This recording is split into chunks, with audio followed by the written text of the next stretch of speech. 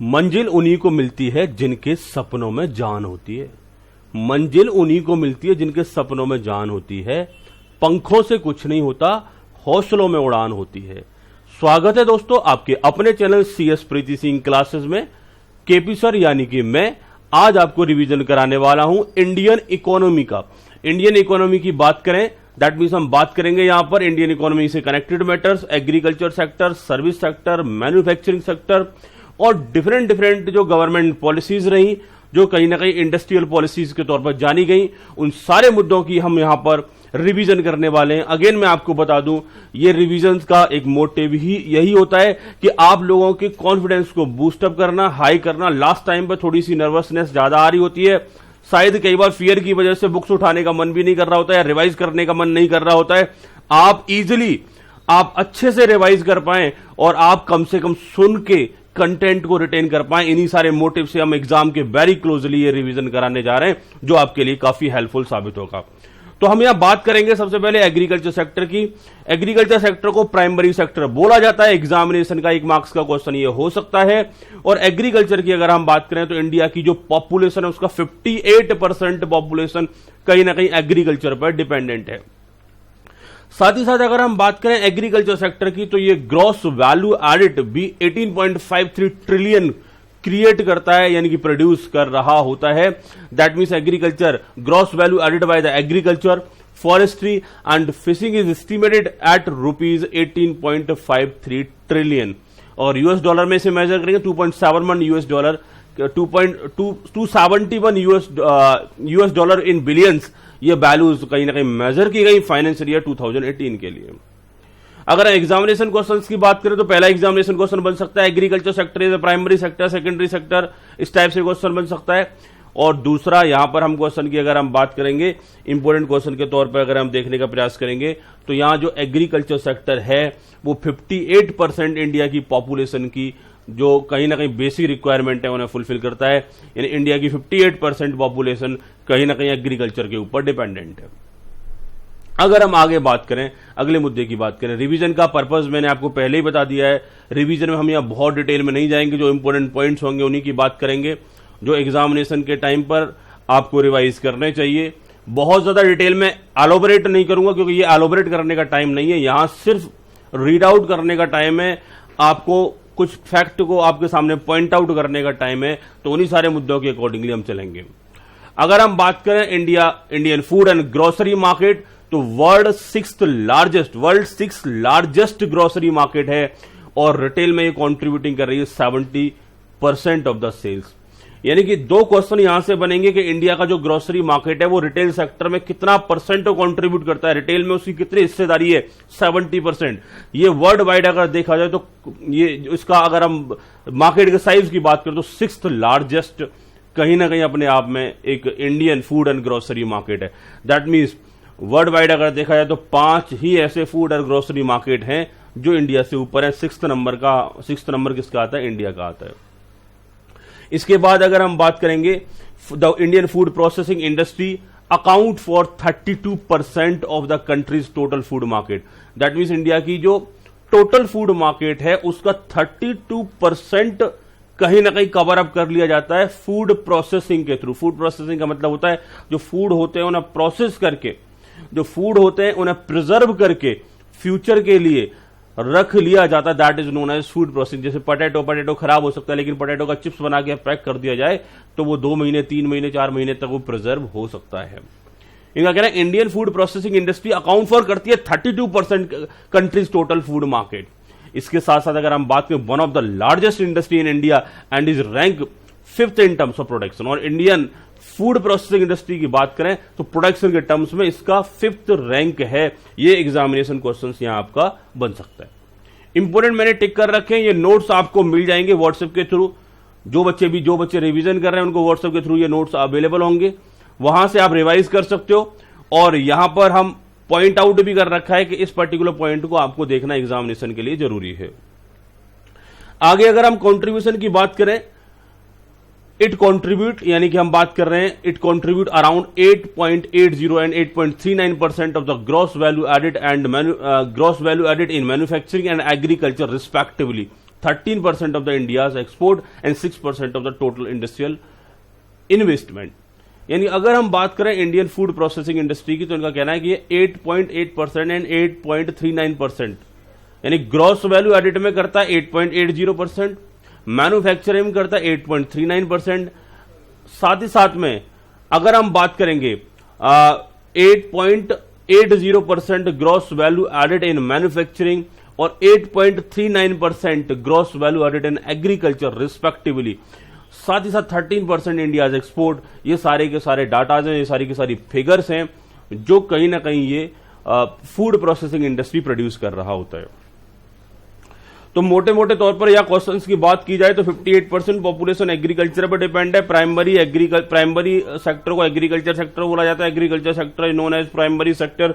साथ ही साथ में हमने यहां पर बोला 6th लार्जेस्ट मार्केट है food, Indian food and grocery, जिसमें से कहीं ना कहीं रिटेल में ये कॉन्ट्रीब्यूट करती है 70%। रिटेल सेल में फूड एंड ग्रोसरी का ही 70% आ जाता है। फूड प्रोसेसिंग इंडस्ट्री का बहुत बड़ा रोल है, 32% ऑफ टोटल फूड मार्केट का फूड प्रोसेसिंग इंडस्ट्री कवर कर लेता है। रैंक इसका इंडिया में 5th आता है in terms of production, contribute करता है as a gross value added के तौर पर ये food processing industry manufacturing sector में कंट्रीब्यूट करता है 8.80 एंड एग्रीकल्चर सेक्टर में कंट्रीब्यूट करता है 8.39%, 13% India's export and 6% total industrial investment. India का जितना एक्सपोर्ट होता है उसका 30% में कहीं ना कहीं फूड प्रोसेसिंग इंडस्ट्री से एक्सपोर्ट होता है और 6% टोटल में यहां पर एक इंडस्ट्रियल इन्वेस्टमेंट के तौर पर देखा जाता है। फूड प्रोसेसिंग इंडस्ट्री में जितना इन्वेस्टमेंट है दैट मीन 6% इन्वेस्टमेंट, तो 13% एक्सपोर्ट, अपने आप में डबल फिगर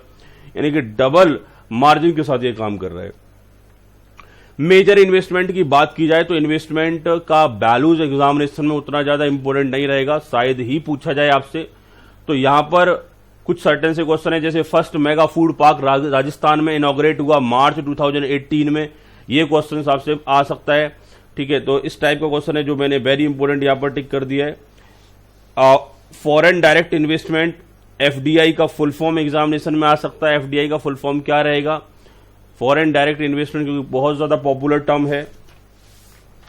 इसके बाद मेजर इन्वेस्टमेंट की बात की जाए तो इनको हमने यहां पर डिफरेंट कलर में ग्रीन कर रखा है कि डिफरेंट स्कीम्स में इन्वेस्टमेंट हुए। Some of the recent major government initiatives, जब हम बात करते हैं एग्रीकल्चर सेक्टर की या कहीं ना कहीं एग्रीकल्चर से जुड़े हुए एस्पेक्ट की, तो गवर्नमेंट ने यहां पर बहुत सारे इनिशिएटिव्स लिए, बहुत सारे कदम उठाए, बहुत सारे स्टेप लिए।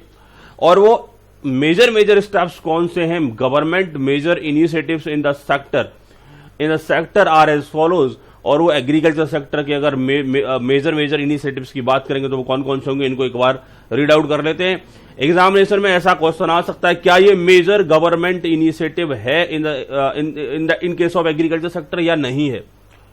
तो which of the following is the major government initiative और नॉट, ऐसा क्वेश्चन यहां पर क्रिएट हो सकता है। तो प्रधानमंत्री किसान सम्मान निधि योजना, पीएम किसान शॉर्ट में बोला जाता है इसे, ये एक इनिशिएटिव रहा। Transport and marketing assistance agriculture export policy 2018, साथ ही साथ प्रधानमंत्री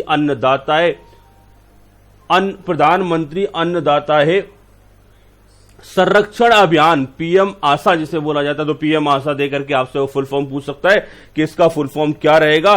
तो प्रधानमंत्री अन्नदाता संरक्षण अभियान। और अगले मुद्दे पर अगर चले तो primary agriculture credit society PACS PACS की बात कर रहे हैं, एग्री उड़ान प्रोग्राम और प्रधानमंत्री कृषि सिंचाई योजना पीएमकेएसवाई, इसका फुल फॉर्म भी एग्जामिनेशन में आ सकता है। तो ऐसे कुछ क्वेश्चंस एग्जामिनेशन में जनरेट हो सकते हैं। साथ ही साथ एक और यहां पर पॉइंट है, ये से ग्रीन नहीं किया गया, scheme for agro marine processing and development of the agro processing cluster, संपदा जिसे बोला जाता है शॉर्ट में। तो संपदा का फुल फॉर्म क्या रहेगा? तो ऐसा क्वेश्चंस भी यहां पर बन सकता है। Government of India has allowed 100% FDI in the marketing of the food products e-commerce under the automatic route। Government of India ने फूड प्रोडक्ट्स के फील्ड में 100% एफडीआई अलाउ कर दिया है। ऐसा ही क्वेश्चन भी बन सकता है जो हमने यहां पर मेंशन कर दिया। आगे हम बात करेंगे बच्चों सेकेंडरी सेक्टर की बात करें तो सेकेंडरी सेक्टर को मैन्युफैक्चरिंग सेक्टर के नाम से जाना जाता है या मैन्युफैक्चरिंग सेक्टर को सेकेंडरी सेक्टर के नाम से जाना जाता है, ऐसा क्वेश्चन यहां पर बन सकता है। इनिशियली देखा जाए तो एग्रीकल्चर पर इंडिया की पॉपुलेशन बहुत ज्यादा डिपेंड थी, बाद में धीरे धीरे मैन्युफैक्चरिंग सेक्टर या सेकेंडरी सेक्टर भी डेवलप होता चला गया। पीएम मोदी जी ने make in India program launch किया। वो मेक इन इंडिया प्रोग्राम कहीं ना कहीं किससे कनेक्टेड है? प्राइमरी सेक्टर से, सेकेंडरी सेक्टर से, टर्सरी सेक्टर से। तो आप क्या टिक करोगे? सेकेंडरी सेक्टर से कनेक्टेड है या फिर किससे कनेक्टेड है?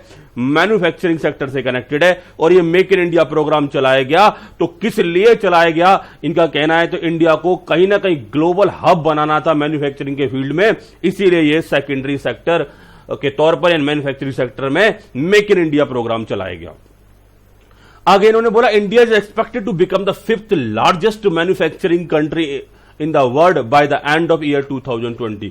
2020 के कंप्लीट होते ही एंड होते ही अनुमान था कि India 5th largest manufacturing country बन जाएगा, लेकिन due to the corona issue तो ये थोड़ा सा प्रॉब्लम क्रिएट हो गया है।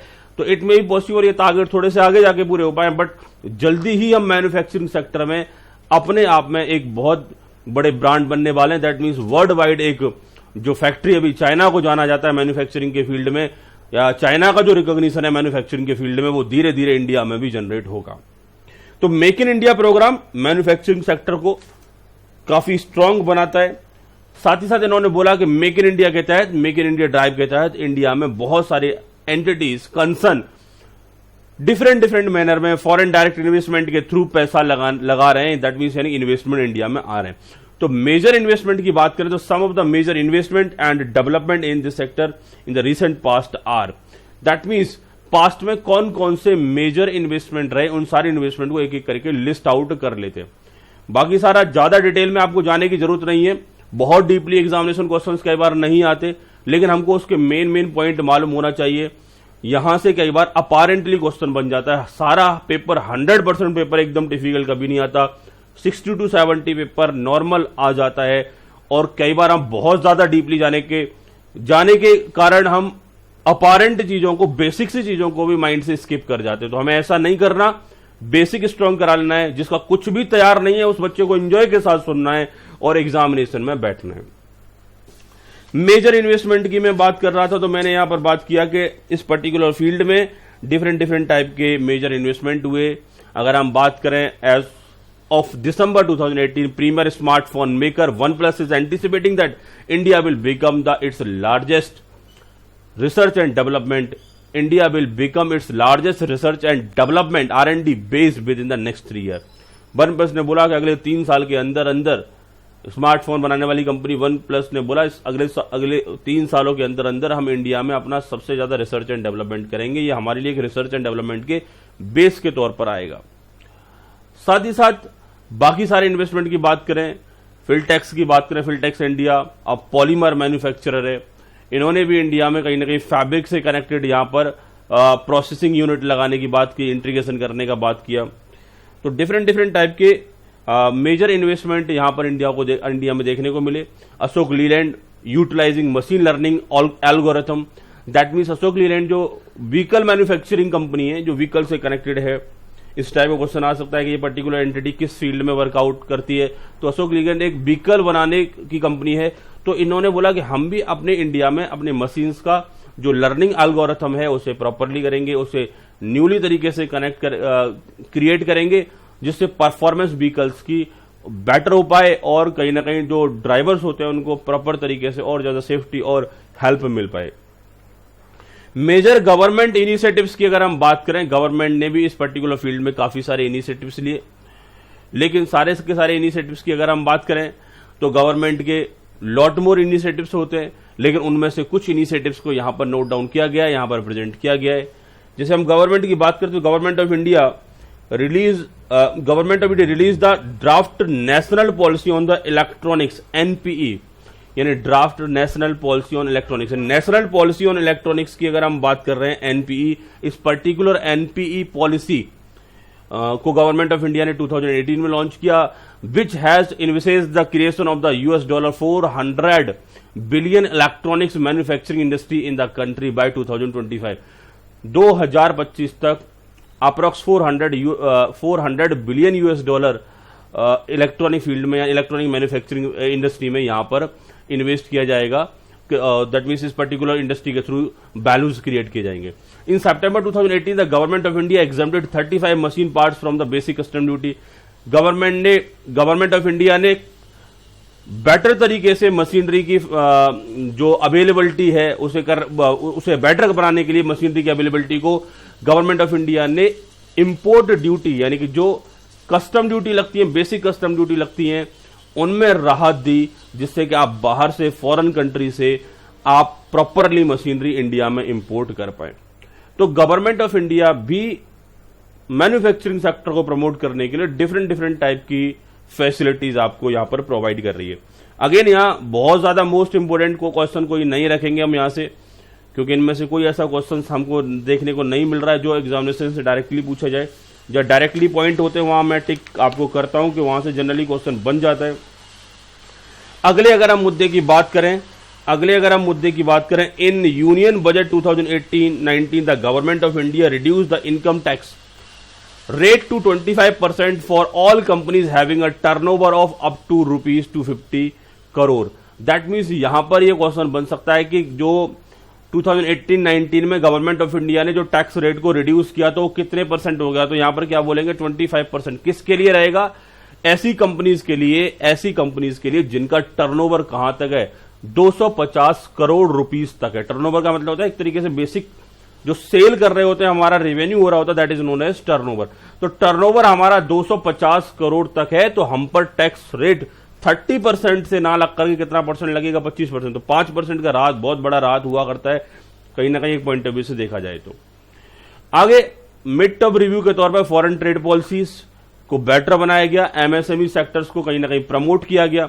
गवर्नमेंट ऑफ इंडिया ने phased manufacturing programme PMP launch किया है। एग्जामिनेशन में पीएमपी का फुल फॉर्म आ सकता है फेज्ड मैन्युफैक्चरिंग प्रोग्राम, जिसका एम था कि ज्यादा से ज्यादा स्मार्टफोन कंपनीज इंडिया में आए और मेक इन इंडिया इनिशिएटिव के तहत इंडिया में मैन्युफैक्चरिंग करें, जिससे इंडिया मोबाइल मैन्युफैक्चरिंग में लीडर बन पाए। एग्जामिनेशन में क्वेश्चन फुल फॉर्म इसकी भी आ सकती है, FDI foreign direct investment. India में काफी हद तक जहां पहले 49% एफडीआई अलाउ हुआ करता था, उसे 51% तक भी अलाउ किया गया। तो बहुत सारे इनिशिएटिव लिए। इसी इनिशिएटिव्स के तौर पर हमने इंडिया की अगर हम बात करें तो इंडिया में काफी प्रोग्रेस हुआ और India is an attractive hub बना। इंडिया एक अट्रैक्टिव हब के तौर पर जाना जाने लगा और अभी आप देख रहे हैं इंडिया में कोरोना के टाइम में बहुत सारी कंपनी चाइना वगैरह से इंडिया में शिफ्ट करना चाह रही हैं। तो India is an attractive hub for the foreign investment in the manufacturing sector. Several mobile phones, luxury automobile brands, amongst other, have set up or are looking to establish their manufacturing base in the country। और वो India में अपने अब base यहां पर setup करने जा रहे हैं। तो इंडिया के पॉइंट ऑफ व्यू से देखा जाए तो मैन्युफैक्चरिंग सेक्टर में हमने कहीं ना कहीं कुछ पॉलिसीज अपने बदले और डिफरेंट जो बाहर की एंटिटीज थी वो इंडिया में अब इंटरेस्ट शो कर रही हैं और वो मैन्युफैक्चरिंग सेक्टर में आना चाहते हैं। जब वो यहां पर मैन्युफैक्चरिंग करेंगे तो यहां के पर्सन्स को एम्प्लॉयमेंट मिलेगा, यहां प्रोडक्ट जो बनेंगे उनको एक्सपोर्ट किया जाएगा, तो बाहर से अर्निंग आएगी। एक्सपोर्ट से जब अर्निंग आएगी तो इंडिया डेवलप होगा, इंडिया का जीडीपी बढ़ेगा, इंडिया की इनकम बढ़ेगी और जब इंडिया की इनकम बढ़ेगी तो यहाँ के लाइफ स्टैंडर्ड्स स्ट्रांग होंगे, गवर्नमेंट भी स्ट्रांग होगी। हमारे यहाँ पर वेपन्स को खरीदने के लिए पैसे बहुत ज्यादा आएंगे, हालांकि अभी भी हम वेपन्स खरीदते हैं, लेकिन जब इकोनॉमी स्ट्रांग होती है तो हम अपने बजट को डिफेंस पर भी बढ़ा देते हैं। तो जैसे आज के टाइम पे देखा जाए चाइना हमारे बॉर्डर पे आ जाता है और वहां पर झगड़ा करने लगता है, तो शायद ही वो ऐसा करने से पहले 100 बार सोचेगा। टर्सरी सेक्टर की मैं बात करूं, एक एग्जामिनेशन क्वेश्चन आ सकता है कि tertiary sector is known as service sector या service sector is known as tertiary sector. तो सर्विस सेक्टर एक की ड्राइवर के तौर पर जाना जाता है क्योंकि इंडिया में जो अर्निंग्स हैं वो सर्विस सेक्टर से बहुत ज्यादा है। दैट मीन्स हमारा एग्रीकल्चर सेक्टर पे बहुत ज्यादा पॉपुलेशन डिपेंडेंट है, मैन्युफैक्चरिंग सेक्टर उतना ज्यादा वर्कआउट कर नहीं रहा है। तो इंडिया में सर्विस सेक्टर की अगर बात की जाए तो एक की ड्राइवर के तौर पर यह काम करता है। अगर हम सर्विस सेक्टर के पीएमआई की बात करें, परचेजिंग मैनेजर्स इंडेक्स, तो ये एग्जामिनेशन का फुल फॉर्म आ सकता है परचेजिंग मैनेजर इंडेक्स, इसे बोला जाता है पीएमआई। तो पीएमआई की बात करें तो 53.8 इन मई 2019 रहा, but fall in June 2019 to 49.6। Smaller सा फॉल देखने को मिला जून 2019 में, लेकिन स्टार्टिंग में 53.8% अपने आप में परचेजिंग मैनेजर इंडेक्स कहीं ना कहीं ये इंडिकेट करता है कि सर्विस सेक्टर हमारा कितना बेटर है, कितना अच्छा है, कितना स्ट्रांग है। आगे हम बात करेंगे strong overseas demand and new export business opportunity help to boost the total sale in the countries. और कहीं ना कहीं हमारा जो सर्विस सेक्टर है इसके पीछे एक बेटर होने के पीछे रीजन ये है कि ओवरसीज इंडियंस की सर्विस सेक्टर में काफी ज्यादा डिमांड होती है, क्योंकि इंडियन का जो लैंग्वेज होता है वो किसी एसेंट में नहीं होता, वो normal language, plain and clear language होता है, वो किसी भी कंट्री वालों को समझ में आता है। तो ये भी एक रीजन है कि इंडियन पर्संस को ज्यादा प्रीफर किया जाता है सर्विस सेक्टर में और वो कहीं पर भी फिट हो जाते हैं। सर्विस सेक्टर के पॉइंट ऑफ व्यू से अगर हम बात करें, India is currently second largest telecommunication market.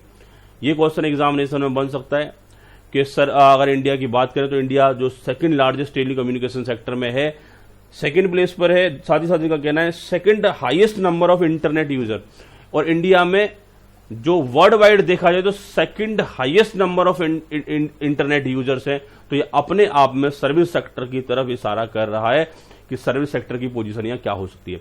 Service export are a key driver of India's growth and India rank as 8th largest exporter of the commercial service. और India को जो rank मिला हुआ है वो 8th रैंक मिला हुआ है कि जितने भी कंट्री सर्विस एक्सपोर्ट करते हैं उसमें इंडिया 8वें नंबर पर आता है। इंडिया सर्विस कहीं ना बहुत सारी सर्विसेज को एक्सपोर्ट कर रहा होता है। मेजर गवर्नमेंट इनिशिएटिव्स की बात करें, अगेन मैंने आपसे बोला बहुत डिटेल में जाने की जरूरत नहीं है, हेडर यहां पर आपको रहना चाहिए, फुल फॉर्म आ सकती है इनकी। Service export from India scheme, SEIS, service export from India scheme. इस स्कीम के तहत हम कहीं ना कहीं यहां पर सर्विसेज के एक्सपोर्ट को प्रमोशन देंगे। सारे के सारे सर्विसेज के एक्सपोर्ट को प्रमोट करने या सर्विस सेक्टर को प्रमोट करने से रिलेटेड ये पॉलिसीज हैं, ये गवर्नमेंट के इनिशिएटिव्स हैं। दूसरा, नेशनल डिजिटल कम्युनिकेशन पॉलिसी। इनका कहना है कि जब हम सर्विस सेक्टर को बेटर करना चाहते हैं तो हमारा कम्युनिकेशन पहले अच्छा होना चाहिए। तो नेशनल डिजिटल कम्युनिकेशन पॉलिसी 2018, जिसका पर्पस है कनेक्ट इंडिया, प्रोपेल इंडिया और सिक्योर इंडिया। दैट मीन्स ये 3 मिशंस यहां पर इस पर्टिकुलर पॉलिसी में रहेंगे। तो एग्जामिनेशन में ये पॉइंट भी आ सकता है कि नेशनल डिजिटल कम्युनिकेशन पॉलिसी के जो हमारे जो मेन 3 मिशंस हैं वो कौन कौन से हैं, या इनमें से कौन सा 3 मिशंस की कैटेगरी में नहीं आता। नेशनल टूरिज्म पॉलिसी 2015, क्योंकि टूरिज्म भी सर्विस सेक्टर से कनेक्टेड है, तो टूरिज्म को बेटर बनाने के लिए नेशनल टूरिज्म पॉलिसी 2015 बनाया गया। National health policy 2017, national education policy 2016, ये डिफरेंट पॉलिसीज गवर्नमेंट ने इनिशिएटिव्स लिए। एफडीआई को बेटर बनाने के लिए, एफडीआई का मतलब होता है फॉरेन कंट्रीज से डायरेक्टली जो इंडियन एंटिटीज में पैसा लगाया जाता है, that is known as FDI, foreign direct investment. तो एफडीआई को ज्यादा रिलैक्स किया गया। 100% FDI is allowed under the automatic route. 2 route होते हैं, एक होता है अप्रूवल रूट, दूसरा होता है ऑटोमेटिक रूट। अप्रूवल रूट में क्या होता है, गवर्नमेंट की परमिशन लेनी होती है इंडिया में पैसे लगाने से पहले, that is known as approval route. और ऑटोमेटिक रूट का मतलब होता है कि आप किसी भी एंटिटी में इंडिया से बाहर होते हुए, नॉन रेजिडेंट होते हुए भी आप इंडिया की किसी भी एंटिटी में पैसा लगा सकते हैं। और 100% एफडीआई अलाउ कर दिया गया। अगर एक एंटिटी चल रही है तो उसमें 100% पैसा बाहर का हो सकता है। तो 100% FDI is allowed under the automatic route in scheduled air transport services, regional air transport services, domestic scheduled passenger airlines. इन पर्टिकुलर फील्ड में 100% एफडीआई अलाउ किया गया। Approval of the 100% FDI in the aviation of the foreign carriers. 100% FDI is allow under the automatic route in tourism and hospitality subject to applicable regulation and laws. इनका कहना है applicable regulation laws को देखते हुए 100% FDI allow कर दिया गया।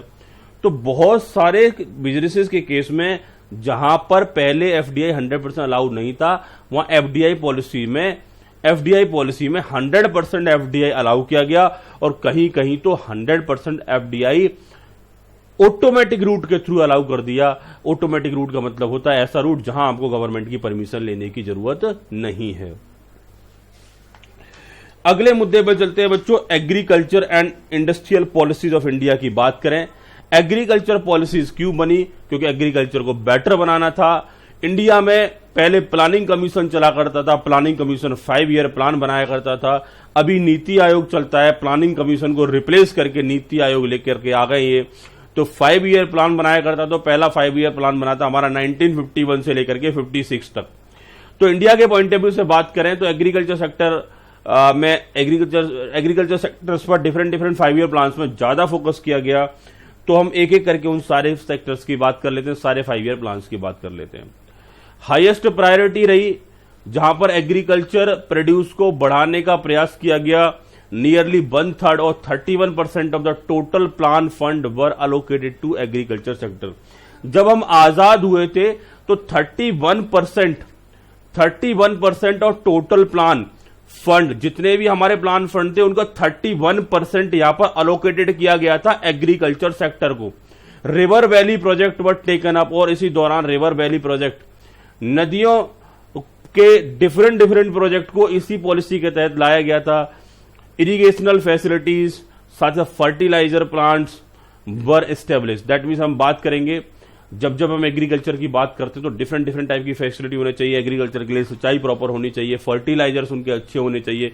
तो डिफरेंट फैसिलिटीज पर भी इस पर्टिकुलर प्लान में फोकस किया गया। हम यहां बात करें, इसका रिजल्ट ये रहा कि हमारा जो फूड ग्रेन्स था उसका प्रोडक्शन इंक्रीज हुआ 31% in short span of 5 year, और इसी 5 साल के दौरान हमारा 36% से फूड ग्रेन्स हमारा क्या हुआ, इंक्रीज हुआ। पहले जो हम अनाज उगाते थे उससे 36%, अगर हम बात करें पहले 1000 टन अगर अनाज उगा रहे थे, एग्जाम्पल ले रहा हूं, एक्चुअल डाटा नहीं है, 1000 टन अगर हम अनाज उगा रहे थे तो 1000 का 30% निकलेंगे तो अगली बार 360 टन एडिशनल अनाज उगाया जा सका। तो पहला 5 ईयर प्लान कहीं ना कहीं एग्रीकल्चर पर कंसंट्रेट करता था। 31% हमने यहां पर 31% ऑफ टोटल फंड का हमने एग्रीकल्चर के सेक्टर में यूटिलाइजेशन किया। दूसरा सेक्टर कहीं ना कहीं इंडस्ट्री की ग्रोथ की तरफ गया, it focus on industrial growth, और only 20% of the plan allocation was devoted to agriculture. यानी कि अगर सेकंड टाइम की अगर हम बात करें तो यहां पर हमारा जो फोकस था वो इंडस्ट्रियल सेक्टर पर था। तो इंडस्ट्रियल सेक्टर की अगर हम बात करेंगे तो यहां पर एग्रीकल्चर में थोड़ा सा कम फंड अलोकेट किया गया, अब 20% ही रहा। थर्ड 5 ईयर प्लान की बात करें तो priorities were on the self sufficiency in the food grain. Third plan में 1961 से 66 तक का जो प्लान रहा उसमें फोकस ये था कि हम एग्रीकल्चर के सेक्टर में या फूड के सेक्टर में या फूड ग्रेन्स के सेक्टर में सेल्फ सफिशिएंसी मेंटेन करें। मतलब हमारे इंडिया में इतना प्रोडक्शन होना चाहिए कि हमें इंडिया के बाहर से कहीं से अनाज ना लेना पड़े, और इसके लिए हम ग्रीन रिवॉल्यूशन प्रोग्राम स्टार्ट किया स्मॉल स्केल पर। तो थर्ड 5 ईयर प्लान में ये green revolution programme small scale पर स्टार्ट हो चुका था। ग्रीन रिवॉल्यूशन का पर्पस था कि एग्रीकल्चर प्रोड्यूस को ज्यादा से ज्यादा करना, ये हमारा ग्रीन रिवॉल्यूशन का पर्पस था। But this plan fail to meet the target. ये प्लान अपने टारगेट मीट आउट नहीं कर पाया, क्योंकि चाइना से 1962 में वॉर हुआ था, पाकिस्तान इंडो पाक वॉर हुआ था 1965 में। तो जब किसी से झगड़ा होता, लड़ाई होती है, तो बहुत सारी रिसोर्स उधर खर्च हो जाती है। तो इन दैट पर्टिकुलर केस हमारे टारगेट्स फुलफिल नहीं हो पाए। इसके बाद अगर हम बात करेंगे during the next 3 annual plan, जब हमारी पोजीशन थोड़ी सी खराब हुई तो फिर हमने 5-5 साल के प्लान बनाने के बजाय एक साल के 3 प्लान बनाए। During the next 3 annual plan 66 से लेकर 69 तक agriculture recorded 6 to 9% annual growth. यानी एग्रीकल्चर में यहां पर ग्रीन रिवॉल्यूशन का इंपैक्ट देखने को मिला, और 6% से लेकर 9% तक का ग्रोथ यहां देखने को मिला। 5 ईयर प्लान की बात कर लें, it's aims at 5% annual growth in the food grains. Fourth 5 year plan में ये एक ऑब्जेक्टिव सेट किया गया कि हमारे एग्रीकल्चर सेक्टर में या फूड ग्रेन्स के सेक्टर में 5% एनुअल ग्रोथ होना चाहिए।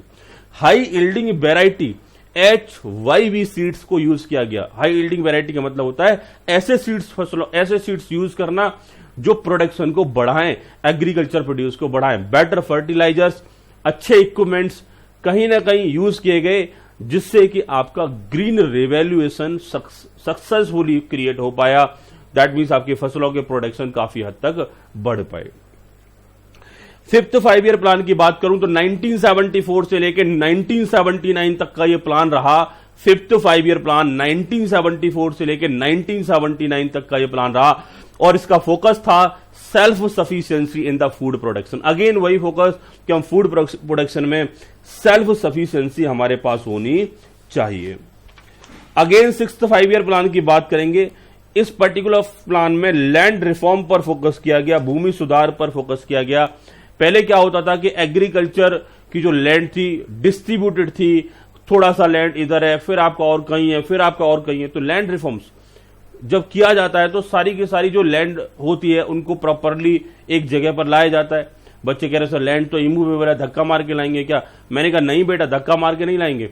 एक पर्टिकुलर पर्सन की जो लैंड अलग अलग जगह पर है उसे एक जगह अलॉट कर देंगे, दूसरे को फिर उसके बराबर में अलॉट कर देंगे, तीसरे को उसके बराबर में। यानी कि जितनी भी आपकी लैंड अगर एक जगह पर होगी तो आप अच्छे से फसलें उगा पाएंगे, पानी का प्रॉपर यूटिलाइजेशन कर पाएंगे, वहां पर अपनी फसलों को सेफ गार्ड भी रख पाओगे। और हम कह सकते हैं कि एक जगह पर जब आपका काम होगा तो ज्यादा बेटर फैसिलिटी के साथ या ज्यादा एफिशिएंसी के साथ हो सकता है। Annual growth rate was 6%, highest ever during the plan period. और सिक्स्थ 5 ईयर प्लान में एनुअल ग्रोथ रेट हमारा हाईएस्ट था और फूड ग्रेन प्रोडक्शन रीच हो चुका था हमारा 152 मिलियन टन पर पहुंच चुका था। ये सेवंथ 5 ईयर प्लान की बात करूं 1985 से लेकर 1990 तक रहा। During this period highest growth in the food grains and pulses. और हम बात करते हैं कहीं ना कहीं यहां पर इस पर्टिकुलर टाइम पीरियड में भी फूड ग्रेन्स का या पल्सेस का, दालों का कहीं ना कहीं अच्छा खासा प्रोडक्शन रहा। आगे हम बात करेंगे 8th 5 ईयर प्लान। कहीं ना कहीं इन्होंने बोला कि जिस तरीके से बाकी सारे प्लान्स में हम देख रहे थे तो टेंडेंसी कहीं ना कहीं फूड ग्रेन्स की अगर हम बात करें या ऑयल सीड्स की बात करें, इनमें रैपिड ग्रोथ देखने को मिला। 9th 5 year plan witness the mixed success. यहां पर मिला जुला सफलता मिला, यहां पर कुछ सक्सेस मिला, कुछ नहीं मिला। तो बेटा अगर इस टाइप के प्लान्स की बात करें तो यहां से जहां जहां ऑब्जेक्टिव क्वेश्चन आ रहे हैं वो मैं आपको टिक करवा रहा हूं। जहां ऐसा लग रहा है कि कुछ खास नहीं था तो उस पर्टिकुलर पॉइंट को हमें इग्नोर करना होगा, क्योंकि हम लास्ट टाइम पर रिवीजन कर रहे हैं और हमको वही मेन पॉइंट चाहिए जहां से हमारे एग्जामिनेशन क्वेश्चन बन सकते हैं। 10th 5 ईयर प्लान की बात कर रहे हैं तो फोकस किन किन फील्ड पर था, तो ऐसा एग्जामिनेशन क्वेश्चन आ सकता है कि 10th 5 ईयर प्लान में किस किस एस्पेक्ट पर फोकस था। तो sustainable management of the water and land resource, development of rural infrastructure to support agriculture, dissemination of the agriculture technology, credit flow of the agriculture sector and agriculture marketing reforms, ऐसे aspect पर यहां पर कहीं ना कहीं focus रहा। दूसरा हम बात करेंगे न्यू एग्रीकल्चर पॉलिसी गवर्नमेंट ने बनाई। The government of India has announce 28 July 2000 a new national agriculture policy 2000 in the light of change arising out of the economic liberalisation and globalisation.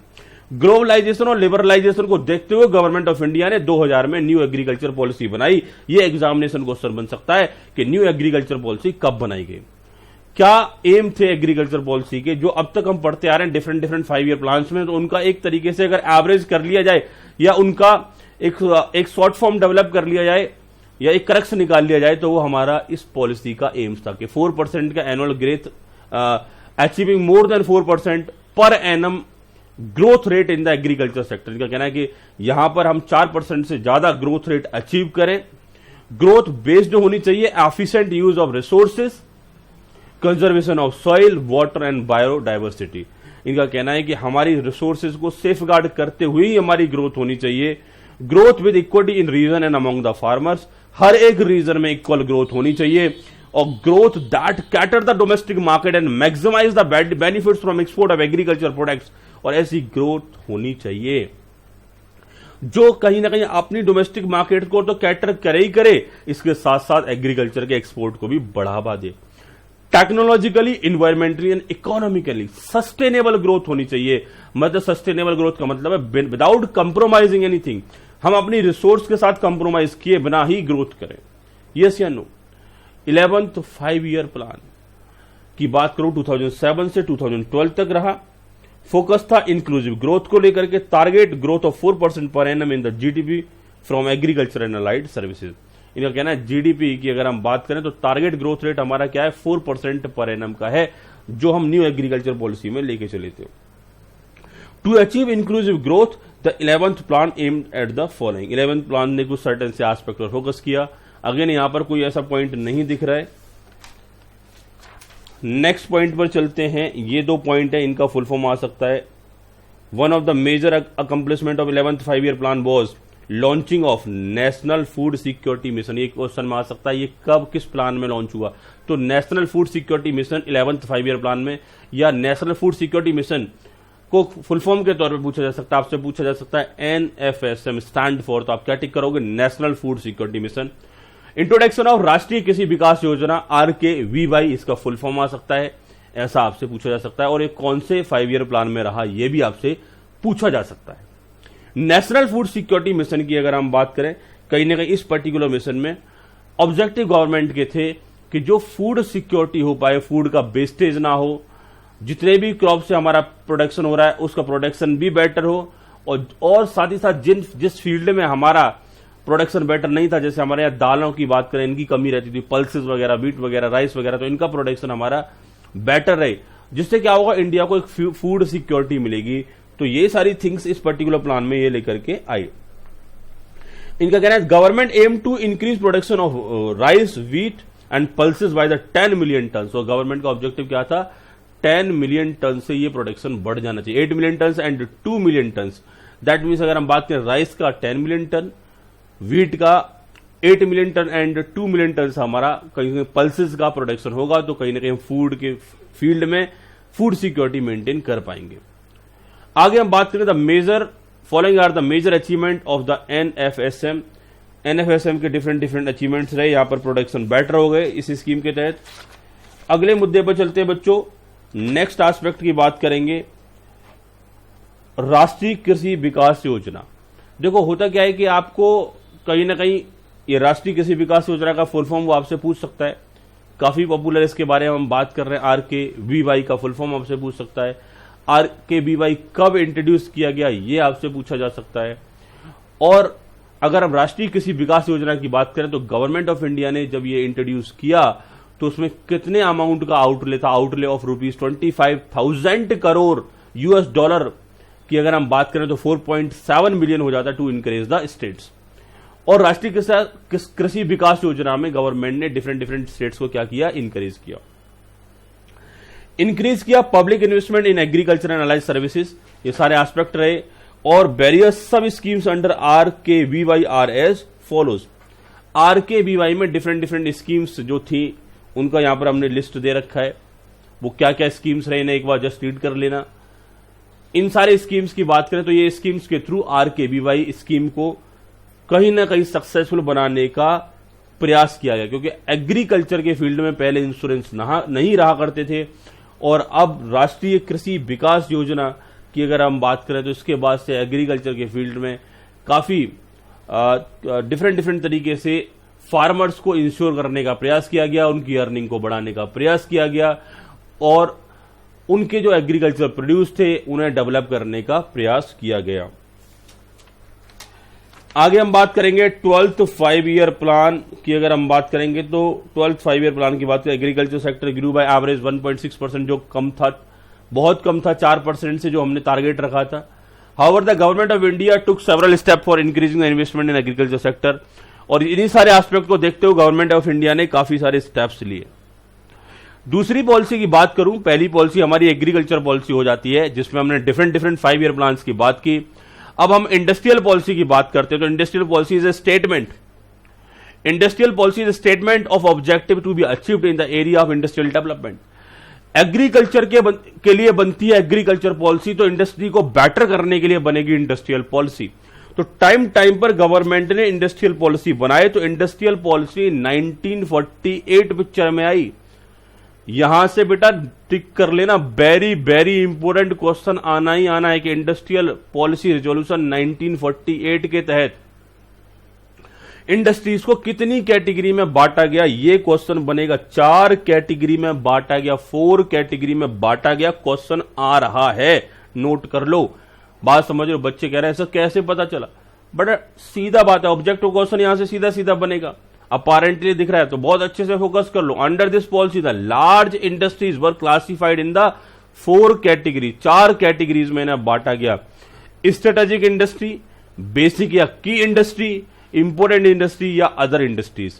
अब ऐसा क्वेश्चन भी आपसे पूछा जा सकता है कि इंडस्ट्रियल पॉलिसी 1948 के तहत जो स्ट्रेटेजिक इंडस्ट्रीज थे उनमें कौन से इंडस्ट्रीज थे? तो स्ट्रेटेजिक इंडस्ट्रीज में पब्लिक सेक्टर, दूसरा हम बात करेंगे बेसिक या की इंडस्ट्रीज में प्राइवेट, पब्लिक कम प्राइवेट सेक्टर, इंपोर्टेंट इंडस्ट्रीज में कंट्रोल्ड प्राइवेट सेक्टर, और अदर इंडस्ट्रीज की बात करेंगे तो प्राइवेट एंड कोऑपरेटिव सेक्टर्स को यहां पर शामिल किया गया। अगले मुद्दे पर चलते हैं बच्चों, स्ट्रेटेजिक की बात करते हैं, स्ट्रेटेजिक इंडस्ट्रीज की बात करते हैं या हम बात करते हैं पब्लिक सेक्टर की। तो दिस कैटेगरी इंक्लूडेड 3 इंडस्ट्रीज, जिसमें arms and ammunition, atomic energy और रेल ट्रांसपोर्टेशन था। तो इंडस्ट्रियल पॉलिसी 1948 के अकॉर्डिंगली कौन कौन से बिजनेसेस स्ट्रेटेजिक इंडस्ट्रीज में शामिल थे या कह सकते हैं पब्लिक सेक्टर में शामिल थे। दूसरी कैटेगरी बेसिक या की इंडस्ट्रीज, इसमें coal, iron and steel, aircraft, ship building, manufacturing of telephone, telegraph, wireless apparatus and mineral oils, ये सारे के सारे सेकंड कैटेगरी में डाले गए। थर्ड कैटेगरी की अगर हम बात करेंगे, तो 18 industry were kept in the important industry, यानी थर्ड कैटेगरी को बोला गया इंपोर्टेंट इंडस्ट्रीज या कंट्रोल्ड प्राइवेट सेक्टर। इसमें 18 इंडस्ट्रीज को रखा गया जो काफी इंपोर्टेंट थे। तो इन्होंने बोला heavy chemicals, sugar, cotton, textile, woollen industry, cement, paper, salt, machine tools, fertilisers, rubber, air and sea transport, motor, tractor and electricity, ये सारे के सारे एस्पेक्ट कहां पर आए, हमारा सेकंड कैटेगरी में आए। तो बेटा ये आपको 2-3 बार रीड करना, यहां से एग्जामिनेशन क्वेश्चन आने की पूरी संभावना इंपोर्टेंट रहेगा। और these industries will continue to remain under private sector, however the central government in consultation with the state government will have general control over them.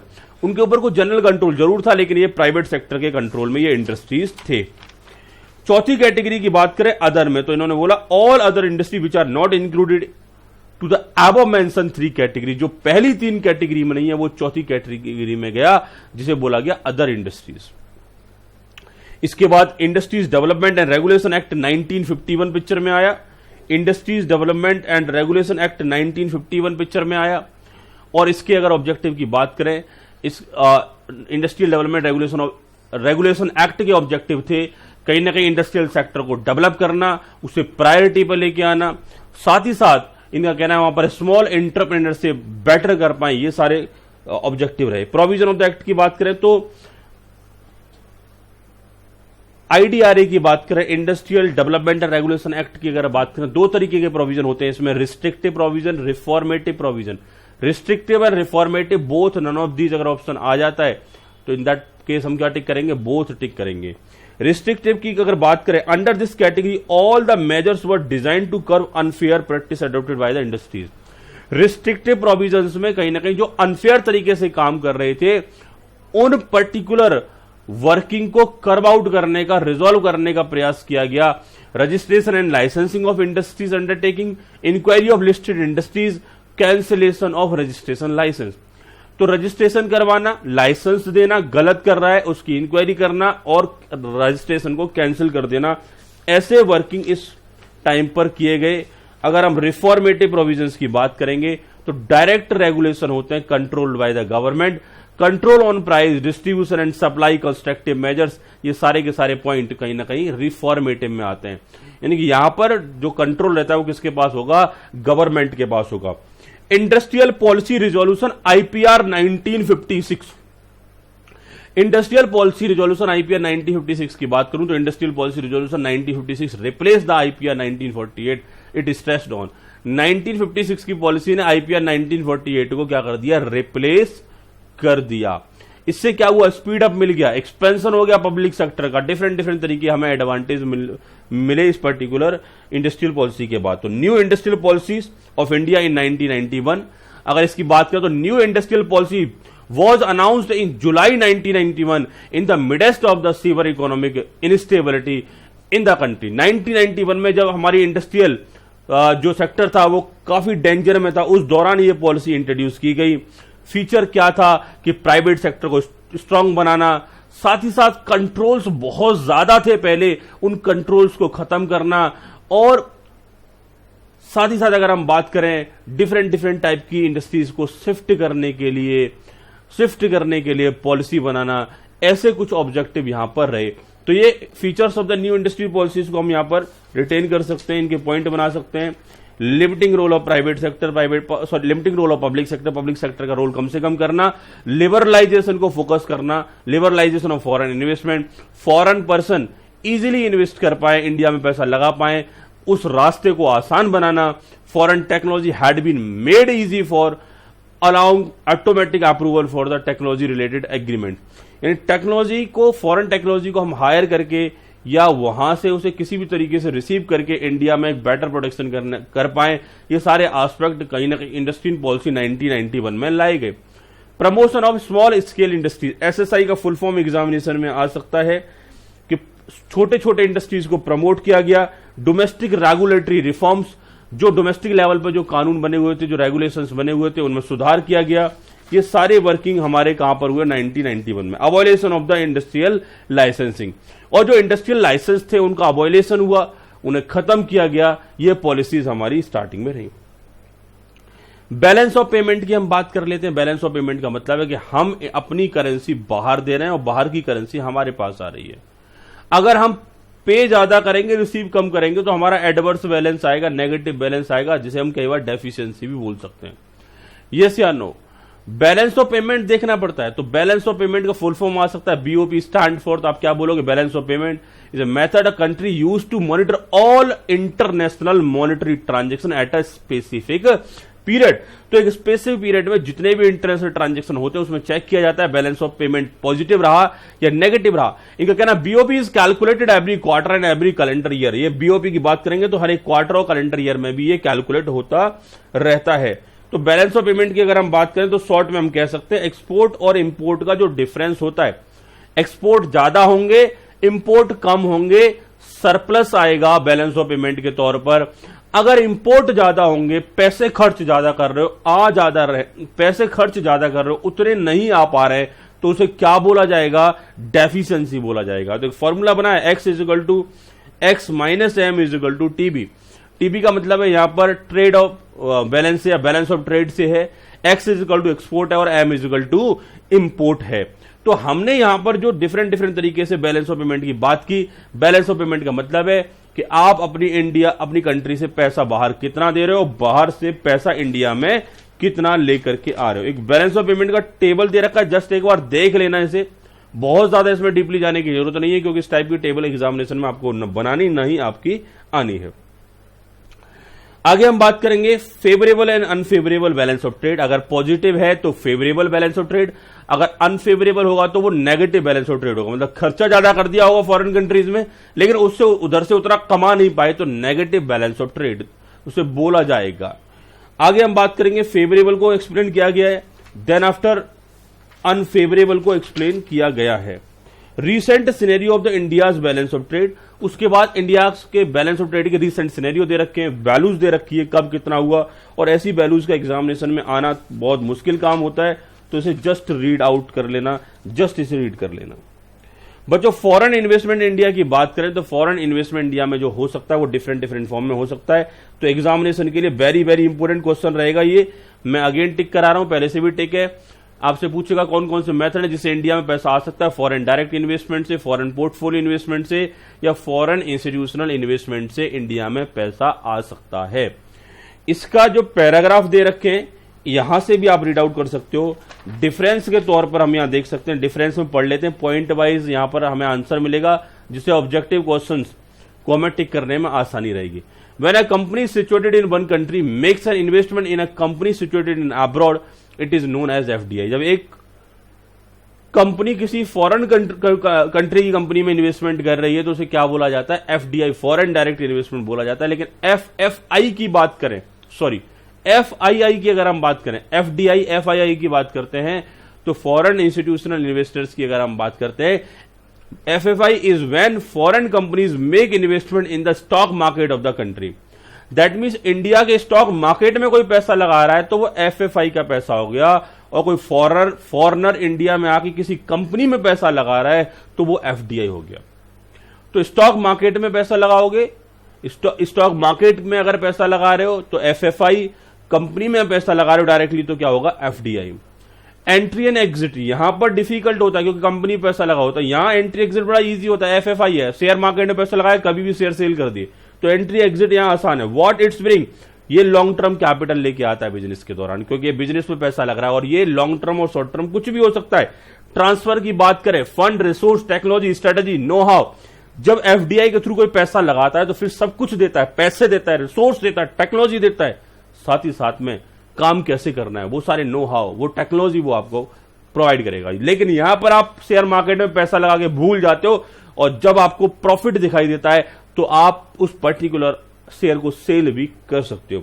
Economic growth FDI में ज्यादा है और अगर कंपैरेटिवली देखा जाए तो एफएफआई में ना के बराबर ही बोलेंगे, बट एफएफआई में भी ग्रोथ होती है लेकिन उतनी नहीं होती जितना एफडीआई में होगा। टारगेट की अगर हम कॉन्सिक्वेंसेस की बात की हमने, increase in the countries domestic product, GDP बढ़ता है कंट्री का, और इनका कहना है अगर एफएफआई की बात करें तो increase in capital of the country, यहां कंट्री की कैपिटल बढ़ती है क्योंकि वहां पैसा कंपनी में लगाया तो कंपनी इमीडिएट प्रोडक्शन करना स्टार्ट कर देगी। यहां पैसा शेयर मार्केट में लगाया तो शेयर मार्केट की जब हम बात करते हैं तो जरूरी नहीं है कि वो हमारे कंट्री की जीडीपी को बढ़ाए ही बढ़ाए। तो आगे हम टारगेट की बात करें, स्पेसिफाइड कंपनी, यहां पर जो टारगेट की जाती है किसमें पैसा लगाना वो स्पेसिफाइड कंपनीज होती है, यहां ऐसा कोई टारगेट नहीं होता, यहां कोई स्पेसिफाइड कंपनी नहीं होती। कंट्रोल ओवर कंपनी, क्या यहां कंपनी के ऊपर कंट्रोल होता है? जी बिल्कुल, कंपनी को पैसे दिए तो उसके ऊपर कंट्रोल होगा, लेकिन यहां किसी कंपनी पर कंट्रोल आपका नहीं होता। आगे हम बात करेंगे एफडीआई और एफपीआई। एफडीआई और FPI, FDI refers to the investment made by a foreign investor to obtain a substantial interest in the entity located in the different countries। वही same to same definition repeat कर दिया। और आगे हम बात करें, when an international investor invest in the passive holding of an enterprise of another country, that is the investment in the financial field, it is known as FPI। इनका कहना है कि यहां जो पैसा लगता है वो इनएक्टिव बे या पैसिव बे से लगता है और यहां जो पैसा लगता है वो एक्टिव बे से। यहां की अगर बात करें, डिग्री ऑफ कंट्रोल ये ज्यादा होता है, degree of control very less होता है। टर्म्स ऑफ एम्प्लॉयमेंट या ज्यादा होते हैं, इधर कम होते हैं, शॉर्ट टर्म होता है, ये एफिशिएंट होता है, ये कंपैरेटिवली लेस एफिशिएंट होता है। फिजिकल असेट्स यहां पर होंगे लेकिन यहां फिजिकल असेट्स नहीं होंगे। डिफिकल्ट होगा, ये रिलेटिवली इजी होगा। और transfer of fund, technology and other resources, यहां पर हमारा सिर्फ कैपिटल का इन्फ्लो होगा। तो बच्चों, इसके साथ ही हमने ये जो चैप्टर था इंडियन इकोनॉमी चैप्टर यहां पर कंप्लीट कर लिया है। फास्टेस्ट वे में रिवीजन किया है। मैं प्रॉब्लम समझ पा रहा हूं आपकी। बच्चों, आप मेरे साथ साथ कम से कम कंटेंट को देख पा रहे हैं, मेरे को सुन पा रहे हैं और कंटेंट को स्क्रॉल करके अपने मोबाइल पे जो आपको पीडीएफ सेंड किया गया है, स्क्रॉल करके आप उसे अपने मोबाइल पे या किसी अनदर मोबाइल पर उसे ट्रांसफर करके अगर स्क्रॉल कर रहे हैं तो आपको मेन पॉइंट वहां पर दिखाई देंगे। सबसे बड़ी बात तो है, मैंने यहां पे इंपॉर्टेंट भी टिक कर दिया, उस पर्टिकुलर पॉइंट को एग्जामिनेशन के लिए थोड़ा सा ज्यादा फोकस कर लेना। इस क्लास को यही रखते हैं, नए चैप्टर के साथ मिलते हैं नई क्लास में।